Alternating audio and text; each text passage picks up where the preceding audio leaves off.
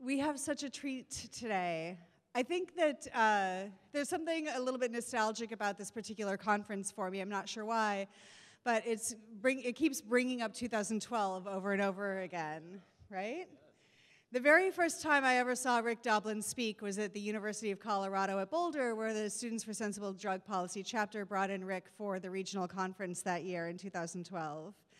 And he was talking with us about the life of an activist, how one goes about sustaining the energy it takes to keep going when the world and activism can be so draining, how we go about celebrating the little victories and remembering that those are terrifically important as goalposts along the way until we really get there. And wow, I mean, Rick developed a vision, 25, 28 years ago? Quite some time, 40 years ago?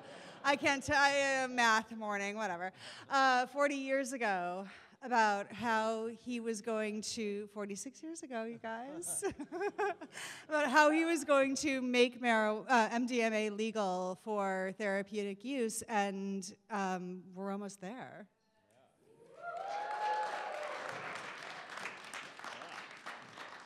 That was when Rick was a college student himself, and as I mentioned in my talk yesterday about student activism, that was a vision that was developed, or young anyway, if not actually a student.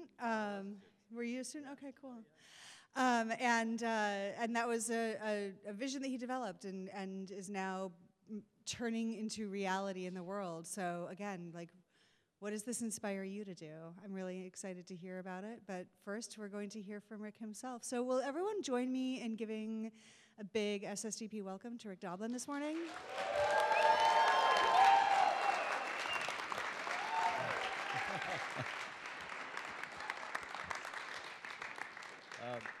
That talk in 2012 at SSDP was actually one of the favorite talks I've ever given.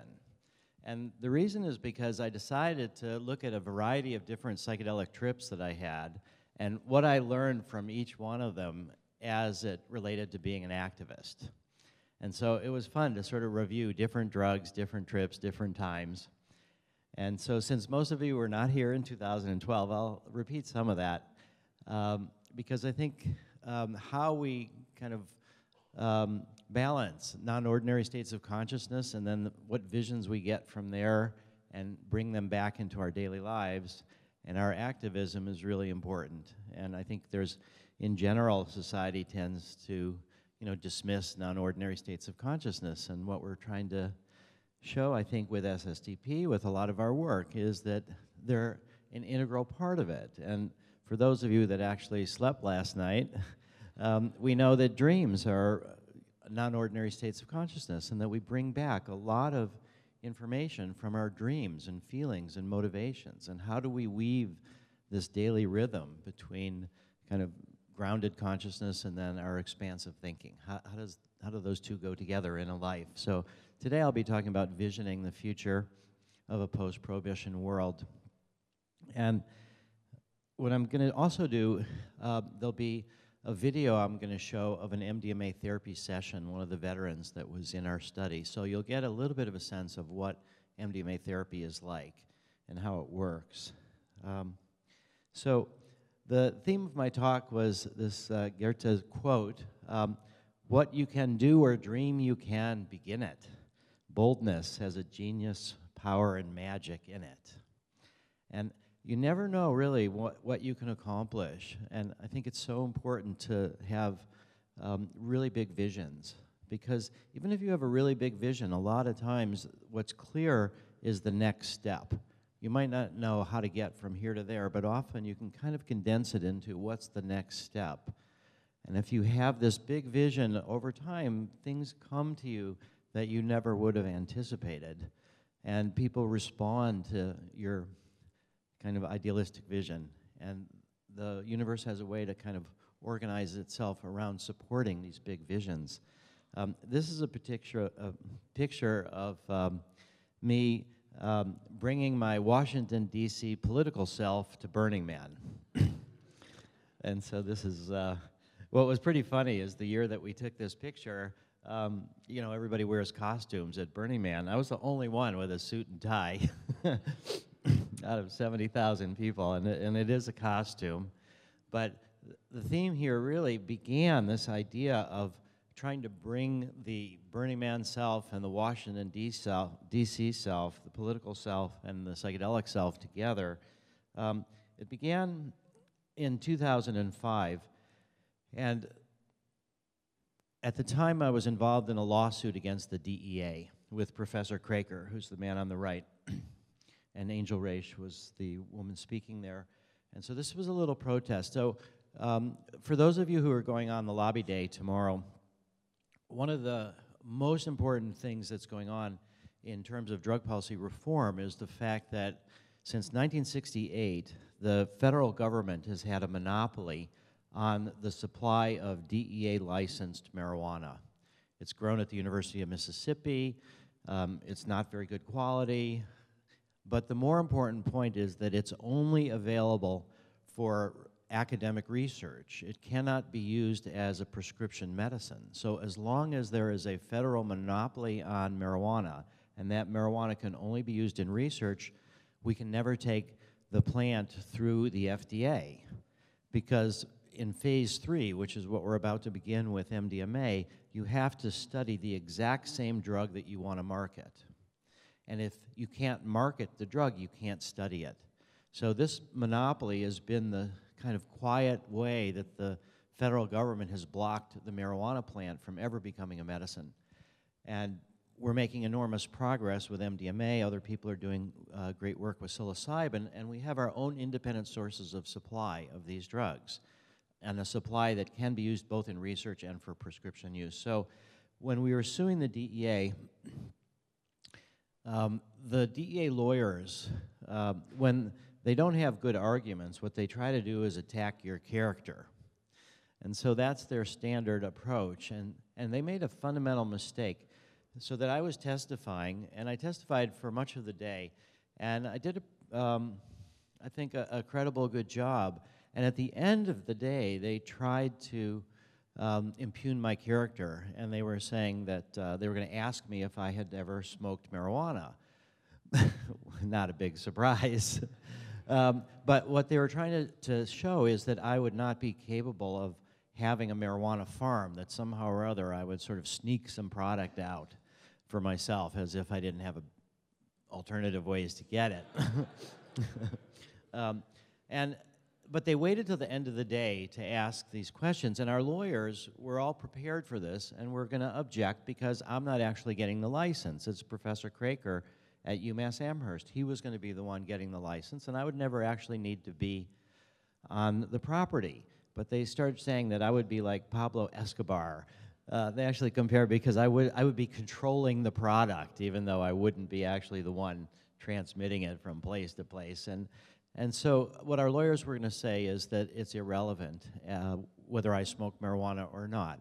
And sure enough, at the end of the day, the lawyers for the DEA said, "Do you ever smoke marijuana?" And our lawyers objected. But then the judge threw us a curveball.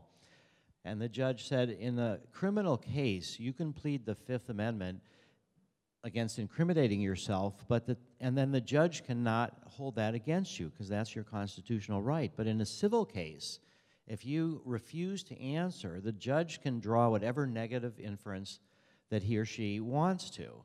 And so I thought, this is a kind of a trap here, that what if they're trying to make it out like I'm a marijuana addict and I'm, you know, smoking multiple times a day and I have this compulsion to kind of get marijuana wherever I can. And I knew that the DEA was trying to intimidate me. And so I said, yeah, I do smoke marijuana. And I smoke it a couple times a week, which was a little bit of an underestimate. But I didn't want them to have enough evidence to go for a search warrant for the house, because if they know where and when you're using it, if you say you use it every day. So, and then they once they got that out of me, they made such a big deal out of it, and I felt like I hurt the case, and that I was, just by who I was not a good advocate. That's how that made me feel. The very next day, I was kind of quiet and subdued, and I wasn't my normal fighting self. And there was a break in the case. We had like 5 days of testimony, and then a couple months break, and then more testimony. And in the middle of the break was Burning Man. So at Burning Man, I kind of got my fighting spirit back, and I started realizing that there's kind of a sacred space at Burning Man between the man and the temple, where people go to kind of grieve their losses, people that they've loved that have died. And that's kind of like the sacred space of Burning Man. And then I realized that there's a sacred space in America, which is the National Mall. And you could think of the Washington Monument as this big vertical structure, kind of like the Burning Man. And then the Capitol is a little bit like the temple at Burning Man. Often they were big, more, not so much tall structures, but spread out structures. And so I felt if I could just map the sacred space of Burning Man on the sacred space of America, that would be bringing these two different parts of myself together, and that what that meant was to try to have an all-night protest party on the mall, and that between the Washington Monument somewhere and the Capitol. And then if we could do that, and not only just you can't have a party on the mall, you have to protest something. And we also decided that we would try to have cathartic dancing as part of the healing process, and it would be the trauma of the drug war. So it took 10 years to figure out how to do this. So I guess part of the theme that I'm wanting to leave you with today is that you can have a vision, and sometimes these visions can take decades to realize. And if you're lucky, you're around to see the change. But most people in most social change movements, you think about how long the drug war has been going on, how long, like just think about the women suffragettes in the 1800s, or the anti-slavery activists, or all the kind of social justice projects we're working on now. They're multi-generational projects, and it's only an accident of history if you happen to be born at a time where in your own lifetime you can see the transformation. And so you have to be satisfied a lot of times with just helping stuff that you know you won't see the full fruition of it. So this particular idea took us 10 years, and we were able to do this. This was at the Drug Policy Alliance Conference in 2015 in Washington, D.C. We finally figured it out. We did get permission for an all-night dance till sunrise with bagels and hot chocolate and all sorts of stuff being delivered to us. This was right between the Washington Monument and the White House.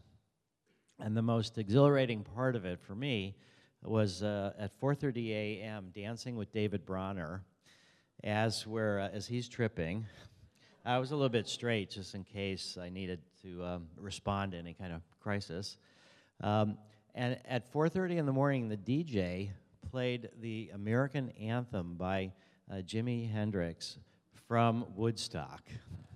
And so I felt here it was 50 years since Woodstock practically, but now we were part of the American fabric, and we were accepted, and we had a permit for being there. It was really exciting, and this was the first open fire on the mall since World War II. So it was the DC burner community, Adam Eidinger and other activists who work with David in Washington and MAPS, able to figure this out. And the temple is what we were burning. It was this sort of temple structure, highly kind of wood and decorated, but when it burned down, it turned into a jail cell. And then the jail cell burned up. So symbolically, it was absolutely beautiful. And so this was this sense that we had of bringing our psychedelic Burning Man selves to Washington. We've had now 3 of these events. The second one was just a few days after the election of President Trump, and it was about healing the trauma of the election. And then last year we had one, and it was a lot about women's rights. So it's so important to try to bring our different selves together. And how did this come about for me? There's a Coen Brothers movie called The Serious Man that this is images from. This is where this fella just came out of the bathroom smoking pot before he had to read from the Torah. But for me, the activism, when I want to really get my parents a little bit riled up, I tell them that they drove me to drugs because my bar mitzvah did not turn me into a man. I thought that it would, but a lot of times now we see that the traditional rituals that we have are not as effective as they used to be. And so we're left hungry for something more transformational, something more meaningful. And so I remember lying in bed after my bar mitzvah the next day and thinking, well, I'm the same as I was the day before. And where is, no vision, no God, nothing happened to me. And so I told myself that it must have been a busy day, must have been a lot of people getting bar mitzvahed, and that God would come around. And then every single morning I'd wake up, I'd be the same, and finally it was a week later, and a whole new crop of people got bar mitzvahed or bat mitzvahed, and that's when I realized it just wasn't going to happen for me. And so this kind of built this emptiness in me that I kept trying to figure out how to fill. And as I looked around in society, I was deeply traumatized by the Holocaust. I came from a very loving family with distant relatives killed, loads of Israeli relatives. And so just the terror of this idea of dehumanization and mass murder, and that could happen to me if we weren't careful, and that it happened not that long ago before I was born. And so I learned what Einstein said: it has become appallingly obvious that our technology has exceeded our humanity.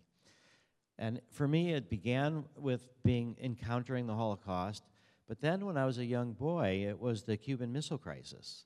And we were taught in school to duck under our desks and we'd survive nuclear warfare somehow or other. And so now it wasn't just the Holocaust, now it was the whole world potentially could go up in flames with the Russians and the US. And that was terrifying, but then what was even worse for me was then the Vietnam War, and seeing that it was now my own country that was engaged in this mass murderous thing.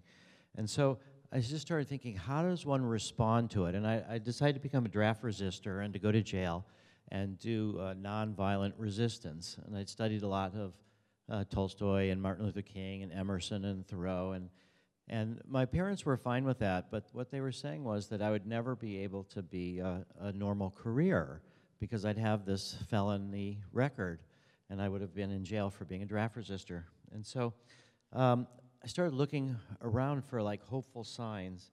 And I also was growing up in the 60s when we went to the moon. And what Edgar Mitchell said is, when we see our fundamental unity with the processes of nature and the functioning of the universe, as I so vividly saw it from the Apollo spacecraft, the old ways of thinking and behaving will disappear. And so I started thinking this cosmic perspective, if we can see it as a whole, that we're all part of this much bigger picture, that's something that would really be important as a political strategy. And then I started taking LSD.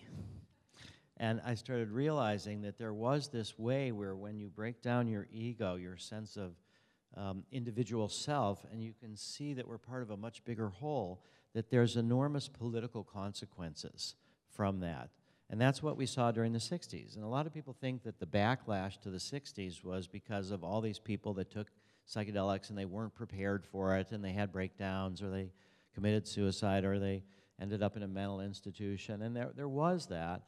And I think that is an important thing that scared a lot of people. But really what I think happened was psychedelics went right, is that people had these mystical experiences, had this connection, and then got involved in social justice of all sorts of kinds, women's rights and environmental rights and anti-war movement and civil rights. And so it's really, this is where I sort of came upon my political strategy, that bringing back psychedelics, so this was 1972 when I was 18, that I decided this is what I'm going to focus my life on, because I will get this criminal record, but you don't need a license to be an underground psychedelic therapist. So that's where I ended up coming up with this vision. So this is me when I'm 18. Of course, I had no idea of MAPS because I identified as a counterculture drug-using criminal. And that's who I thought that I was, because that is, in fact, who I was.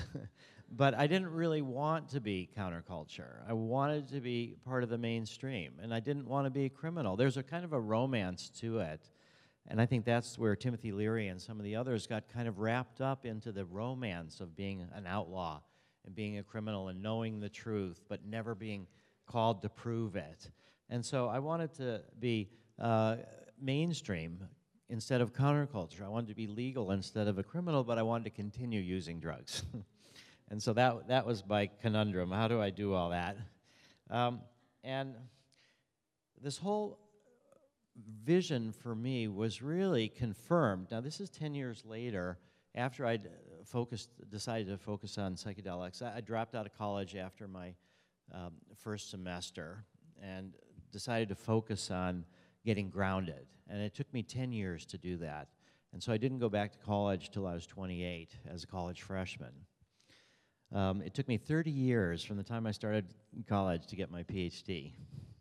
And I would not have wanted to do it any faster. So I don't want to upset anybody's parents, but I'll just say that school is so important that you don't really want to be in school if your heart's not fully in it. And if you've got something else you want to do, better go off and do that. So when I ended up back in school and I read this book, Robert Mueller was the Assistant Secretary General of the United Nations. And he wrote this book, New Genesis, Shaping a Global Spirituality. And his basic view was that we have the United Nations to mediate conflicts between countries, but that really a lot of the conflicts are religious-based. And we need to move away from fundamentalism to mysticism. Because mysticism is about the direct felt experience of unity. And it goes beyond words. It goes beyond symbols. And so when you come out of these mystical experiences, you end up having a more compassionate view of other people's religions. And it's more like other people's languages. They're all different languages, different ways of trying to communicate, but it's not like one language is better than the other. They each have their different flavors, but that if we could help people shift from fundamentalism, and a lot of people believe that the fundamentalists, that if they let go of the rigid thinking, that they're left with nothing. But if you can show they can fall into this deeper spirituality and actually build support with others, that's really where we need to go. But we need to have this, not just a few people, but millions and billions of people need to come from a more spiritual perspective. And so that's really where it led me to drug policy reform, that not only do we need to legitimize the use of psychedelics, and the only way to do that in our culture now is really through medicine, but we really need to move beyond medicine into fundamental respect for human rights to adjust our consciousness as we want to, that it's the freedom of thought behind the freedom of religion, the freedom of the press, the freedom of assembly. And I think that's the core that has gotten me very much embedded with the drug policy reform movement. I recently had one of our potential donors who had initially offered $2 million and then said that he thought that my talks about drug policy reform were hurting the mission of making this into a medicine, and that he thought I should change and do that, and I refused to do that. And so, so MAPS lost a $2 million donation. But I think it's essential to what we're trying to accomplish is the spiritualization of large numbers of people, and that has to go into drug policy reform. So I think the kind of work that you're all doing is absolutely essential. And Robert Mueller didn't say a word about psychedelics, but I wrote him a letter, and this is another big message I want to leave you with, is that people out in the world that you might think inhabit a different world, that they're somehow or other grown-up professionals, or they're somewhere that they sometimes are actually accessible. And so I wrote him a letter, and I felt like I was stranded on a shipwrecked sailor on a deserted island, and I put a little note in a bottle, and I threw it off into the waves, and hopefully it would end up with somebody. And so I wrote this note to Robert Mueller, and I said, I totally believe what you said, but you didn't say anything about psychedelics, and psychedelics are a way to study spirituality, so would you help bring back psychedelic research? And he wrote me back. I was a college undergraduate. I got this handwritten note from the Assistant Secretary General saying, yeah, I will help. And here's a bunch of mystics that you should get in touch with. Of course, I read between the lines, and I heard him say, send them MDMA, which I then did. And so they ended up reporting back to him, and he ended up helping us with the World Health Organization when they tried to criminalize MDMA. So in 84, the summer of 84, the DEA finally moved to criminalize MDMA. I had now gone back to college at New College in Sarasota, Florida, and it's it's the Honors College now of the state of Florida. You can do a lot of independent study. I actually had a class called Suing the DEA, which I got credit for. This is me in the background there, spying on the DEA. They knew about ecstasy. They knew about the recreational use of MDMA, but they had no knowledge whatsoever about Adam, was the code name for MDMA, used as a therapeutic tool. So we took them totally by surprise.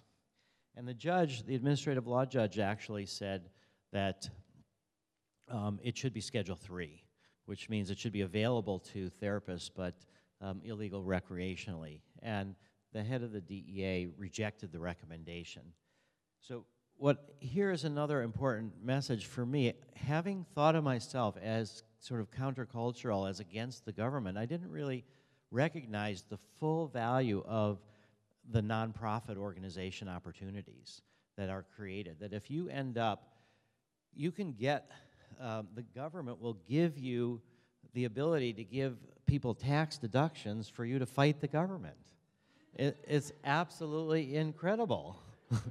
And so if you're always oppositional to the government, you won't recognize that. So this was the first nonprofit before MAPS that we used to sue the DEA, that a friend of mine had a nonprofit that he wasn't using that I took over. But it started me understanding really about how we could do this. We had a meeting at Esalen with Terence McKenna, and he talked a lot about a psychedelic society, but Terence was kind of, had this romantic idea that if you have something that's a plant that comes from nature, somehow it's better than if it comes from the laboratory.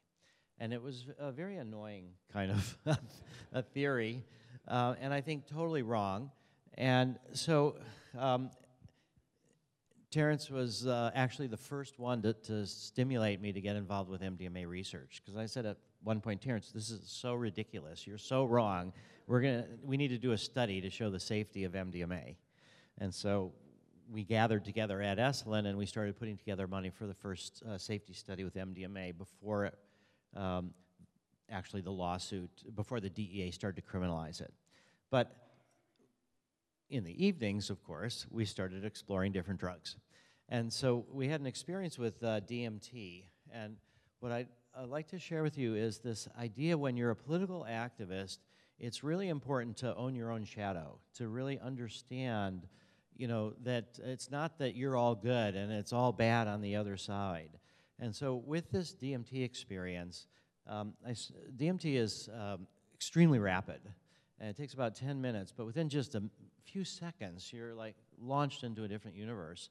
And so I smoked this, we had about 10 people, and we would each sit, and one person would smoke and fall back, and 10 minutes later they'd come back and they'd tell their story to the rest of the people in the group. And then the next person, so this was a whole evening, but it was very respectful, so we were all holding space for each other. And so what happened for me was this kind of, I closed my eyes and I saw this horizontal line, and then I saw a vertical line, and then it turned red, turned colors, and then it turned into cubes, like starting to become three-dimensional, and then it was into this M.C. Escher kind of four-dimensional space that didn't quite make sense, and then I was off into another universe. And I started thinking that in the deepest recesses of my mind, the part where I felt like the most private part of me, that actually I was using words from a language that I had not invented, that had been around for thousands of years, that the English language, that even in my most private spaces, I was part of this enormous sweep of history that had produced the ability for me even to articulate words and thoughts, and that it all of a sudden then felt like I was part of this whole evolutionary process that had been going on for billions of years and producing, gradually growing and growing in consciousness. And it was this glorious situation. And at one point, I just thought how wonderful to be part of this whole beautiful process. And then I had this very sobering thought. I thought, if all of this is part of me, then to really be fully honest, it's the bad parts of history that's inside me too, and that I have my own inner Hitler. And as soon as I thought that, I recognized that there was Hitler inside me, that I wanted to dominate and control as well, that I wanted the world my own way. It was like sunk like a stone. And it just shook me up, and I was really pretty shocked and depressed for like a whole day. Trying to just acknowledge that you can't just appropriate all the good parts of history, that we're part of all of it. And that this idea then that when you're coming up to confront the DEA or any drug warriors, that they're coming from positions of fear, of anxiety, that they're not all bad either, and that you're not all good, and that that's a way to try to really build bridges with the people that you're trying to work with. And so the next day, in the evening, we had a group of us to do ketamine. And so under the influence of ketamine, what happened to me was really surprising, because I was back in this situation of watching Hitler give a speech, one of the big Nuremberg rallies that you could imagine with tens of thousands, hundreds of thousands of Germans. And I was hovering above and behind Hitler. So I was kind of safe. In a way, he didn't know that I was there. I was observing, but I could see how terrifying this was. And I actually got an insight into the whole Hitler salute, the way that he would go, Heil Hitler, and that it felt like he would do this, but then all the people there would do it back to him. So it'd be like the one to the many. And it felt like this ping pong match in a way, but where the energy ratcheted up and up and up and up, back and forth and back and forth. As I was trying to think, how do you get into the mindset of somebody like Hitler to help him grow, to not be so hatred for others, and how do you deal with all the power that people are giving him? And so I started feeling this panic, and I felt that if I were to freak out and not look, I could never be effective. So I ended up saying to myself that I had to continue to watch, and somehow or other I was able to just realize that you can breathe. Under ketamine, your respiration is not affected. So I would breathe it, and then I would feel like the fear was like these bubbles rising up. But as long as I could breathe and contain it, I could try to respond to this level of hatred. And finally, I was able to kind of make it through that. And it felt like I really did get some insight. But it made me realize that we can't really eliminate evil people that won't do their own inner work. But the real solution is to try to make it so millions and billions of people don't give away their power to such evil people. And that's where, again, we get to broad-based drug policy reform. We have to go to large numbers of people and help them grow. Now, what we really need to do is build our dreams so that we become more than a dream. So this one now was the day before MDMA became illegal. This is now in the summer of 1985. I was doing MDMA with a woman, Julie Holland, a psychiatrist. And I was working on an article. I had my computer, my Macintosh and my portable printer and all this that I carried around with me. And I was writing an article to Business Week. They'd written an article about MDMA, and in it I had this line that said that we're going to try to work to make MDMA more than so that the therapeutic use of MDMA becomes more than a dream, and it will become more than a dream. And so when I went to print it out, to mail it, somehow or other the printer went haywire, and all it printed on one page was this: become more than a dream. And so I have this framed in my office since 1985, become more than a dream. And later I looked at my printer and I noticed that somehow or other I had dropped a hit of blotter acid into the printer. You know how they say that, of course, only losers use drugs. And so we've turned that around. Only users lose drugs.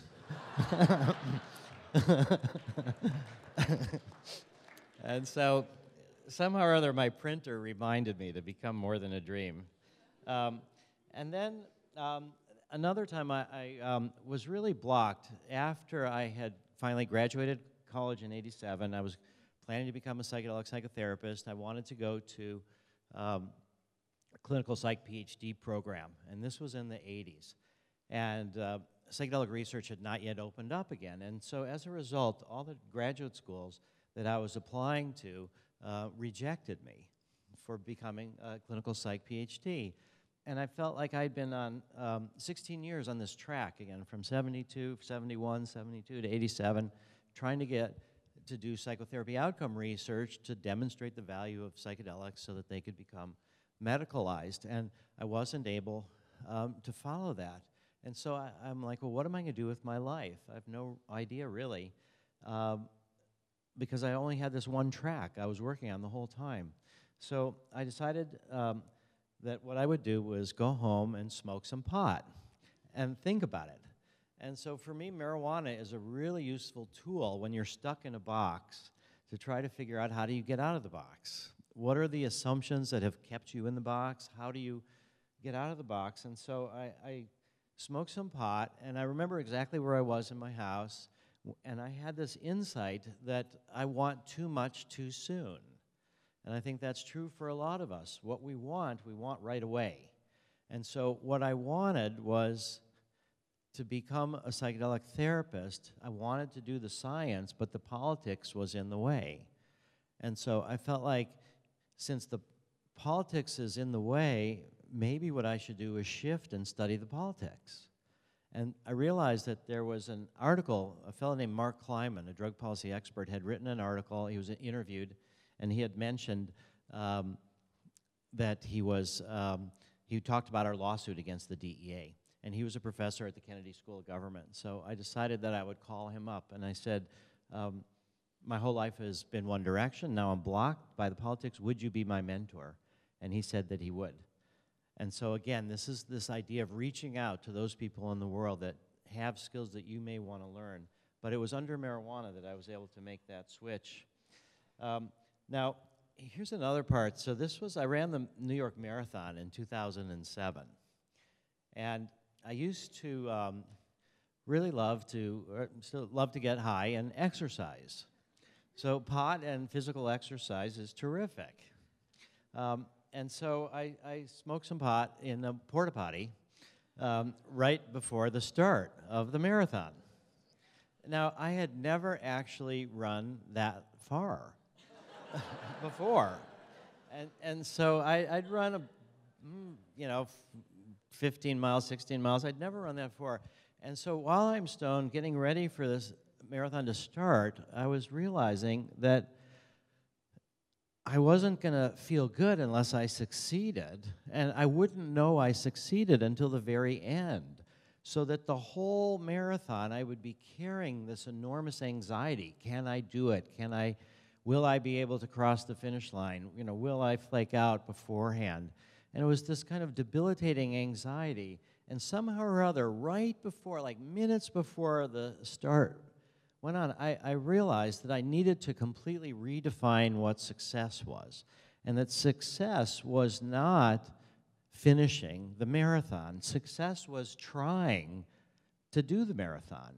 And that every single step that I take off the starting line was itself a victory.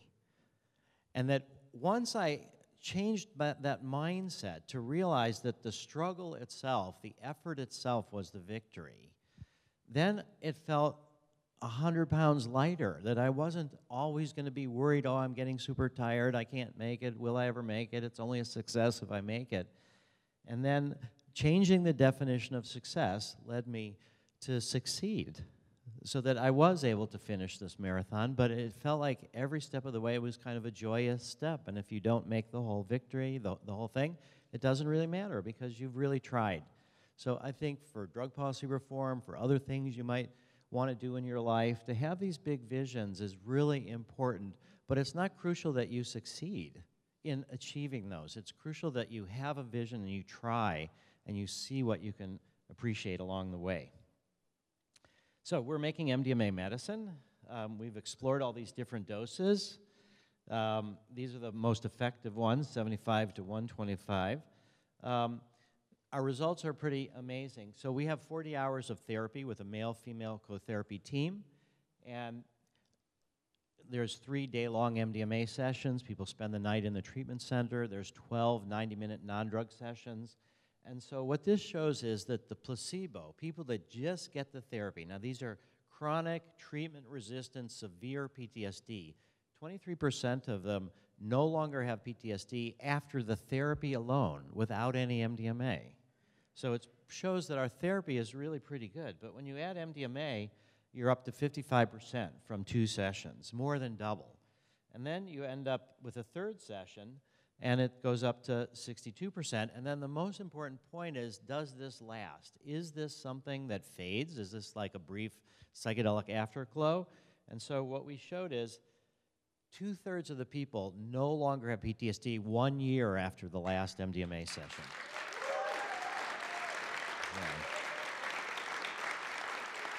Yeah. Now, we're running out of time, so this is the last thing I'm going to show you, but I think it's really important. This is a 10-minute video of one of the veterans who was in our study. And this is going to give you a sense of what MDMA therapy is like. So this is an excerpt condensed from the first session. And so this was a Marine veteran who was struggling with rage. He'd come back. He felt like he had to keep that warrior part of himself caged up inside him. And he was married. He'd never actually beat his wife, but he threw things at her. He broke things. He just felt that this whole rage, that you're prepared to go to war through basic training, through all sorts of training, but then you're not prepared to come back from war. And that was really a challenge that he wasn't able to fully address. So this is the first MDMA session that he had. And you'll see a good sense of how MDMA works. Oops.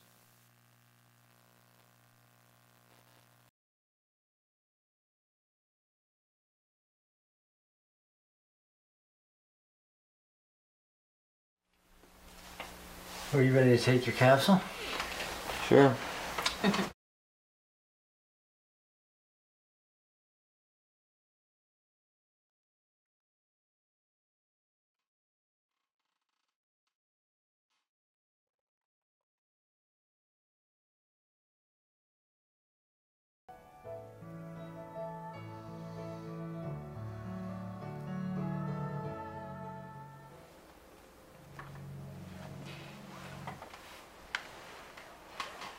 I just want to tell you, I had this this really intense feeling come over my body, and my heartbeat started beating real fast. But I didn't get. At first, I started feeling a little afraid, but then once I started breathing, I've never felt that before. I literally felt my heartbeat start to slow down and everything when I started breathing and just relax, and the sensation. And it was amazing how.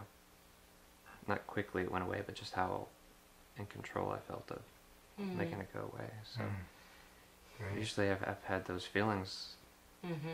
In a way, it kind of felt like when a panic attack kind of comes on, and my heartbeat started, and I felt my whole body flush and get really hot, and then I was just amazed how I was able to not really fight it, but kind of relax.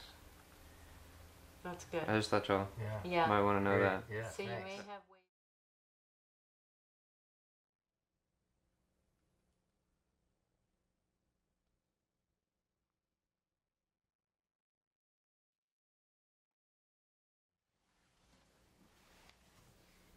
I just feel like I should tell y'all something that was just really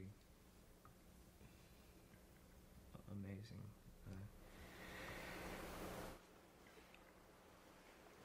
It's hard to put it in words. I feel things that would come up, and then every time they would just blow away like sand, and I even purposely tried to think of things bothersome, like, like money issues or something. And this voice, this part of me, just like so wise and so intelligent, just like brought this peace over me that just said, you've always been taken care of, you always will be taken care of, there's nothing to worry about. And then it just flows away like sand. And then I tried thinking about that aspect of me that's just really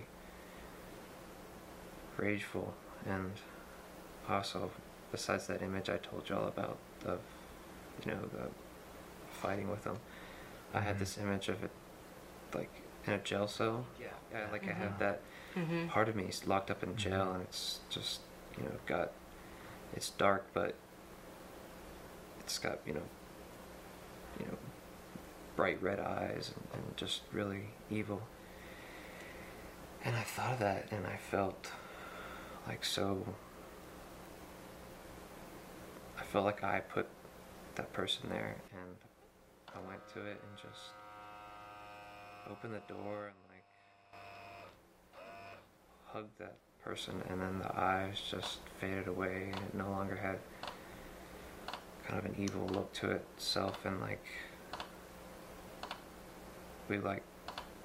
I visualized both of us just taking apart the jail cell and just, like really becoming friends. And then I visualized that image I told you about of me, like it coming out of my hips and it stabbing me in the side and everything. And I just had a strong visualization of me like reaching up where the knife was in my side and taking it out, and like I took my hands off of its neck and didn't choke it anymore, and just like really embraced it. And like, I don't know, I feel like, I don't know, part of me realizes that I think that I was taking that person and keeping him locked up because I was so afraid of him, and then that by putting him in that cell and keeping him locked up, that I was just making it worse for him. And I was it really more beneficial if we kind of worked together, and I'd be, I don't know, I just, like, it was really amazing. I never realized how much I thought I was being the peaceful person, but I didn't realize how much I was punishing that aspect of me.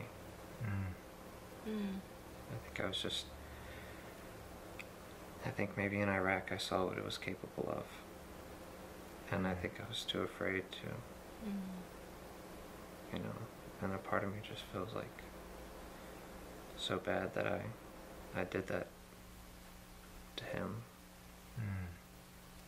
I mean, I know it's me, but I just describe it wisely. Part of you. Yeah. But I just, that was really amazing, and I don't know, I just got this amazing sense of just, I guess, wisdom. I really don't know. Sounds a lot like wisdom to me. And it was really amazing. And even when I try and think of that really rageful aspect of me, like I can't even, I know it's there, but it just doesn't, I really feel like so much more at peace with like everything. Great. Like, even if I try and think about Iraq and everything, like I somehow feel like really peaceful about the fact that that's my journey, and that Yeah, thanks for sharing that. part of me I know this is part of the part of the drug, but when I try and think, am I going to be able to hold on to this, this understanding and this somewhat of wisdom, this knowledge that I have now. Mm-hmm. I mean, just asking myself that question, I feel like it's so profound that I don't think I could really forget it. Mm. So that gives you a bit of a sense of how a therapy session actually works. And from this, a lot of people really don't understand the difference between LSD or psilocybin, the classic psychedelics, and MDMA. You could see that he's rational, he's in charge of his ego, he knows where he's at, he's very grounded. And this was actually a 75 milligram dose, which we didn't really think would work. And so what it's kind of taught us is that for overcoming trauma, you really need to be grounded in your biography. One of the big things that we know from the work with LSD and the work with psilocybin is that there's a direct correlation between the mystical experience and the depth of the therapeutic outcomes, from reducing fear of death, reducing depression, and that's not the case with MDMA. That there is no real connection. People do have mystical experiences under MDMA, but what's very important is that you're sort of going over what actually happened to you from a position of safety. And then once you do that, when you what's called memory reconsolidation, you're ending up replacing the memory of fear attached to the episode with a sense of peacefulness and having put it in the past. And that's really the essence of the healing process. And so we do have to have people confront the trauma, but if you can do it from a position of safety, then you can really be healing yourself. And people under the influence of MDMA, their memory for the trauma is enhanced. So I just would like to leave you with this idea of becoming more than a dream, to have your strongest visions, and then however long it takes, or if even you never achieve it, just working towards it is the real victory. Thank you.